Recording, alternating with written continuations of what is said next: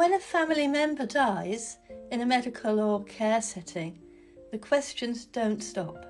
Families need truth, accountability, and support. At AvMA, our pro bono partners, barristers who help us, provide that, offering expertise families simply couldn't access otherwise.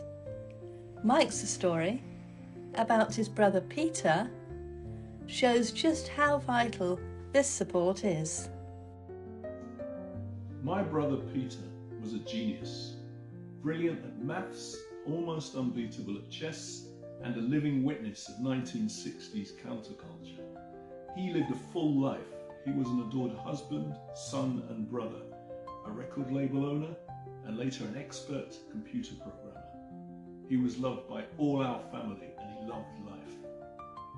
In later years, Peter needed one-to-one support after suffering a series of strokes. He had swallowing difficulties and he was at constant risk of choking. But in May 2023, that support was withdrawn, without our knowledge or consent as a family. On 1st February 2024, during a home care activity, Peter was allowed to eat food that was known to be dangerous for him. He choked and he died a week later from irreversible brain damage. Facing the inquest was overwhelming. The institutional side was heavily represented, which can put families at a disadvantage if they try to go it alone. That is when support from AvMA proved to be critical. Denise and Alice and the rest of the pro bono team guided me every step of the way, giving me the confidence to keep going and the expertise needed to navigate complex medical negligence law. Even for me, as someone who trained as a solicitor, it would have been an impossible challenge to manage the case while managing the pain of bereavement. Now, I'm also a doctor, but not in medicine, in engineering. So I understand that when systems break down and people die, you must examine all the data to find out what's wrong with the system. And to do that, you need the right team. AvMA's support enabled me to get through the inquest and secure a verdict that went some way towards reflecting the truth. Peter's death could have been avoided. In recent years, many people have lost their lives in the UK care system from choking on foods that they should not have been allowed to eat. Lessons must be learned, and families deserve to get the answers and redress that they need.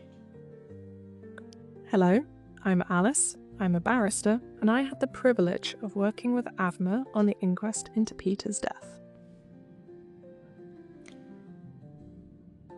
They managed the client relationship with such care and professionalism while providing insightful analysis of key events and produced workable chronologies after scrutinising voluminous care records.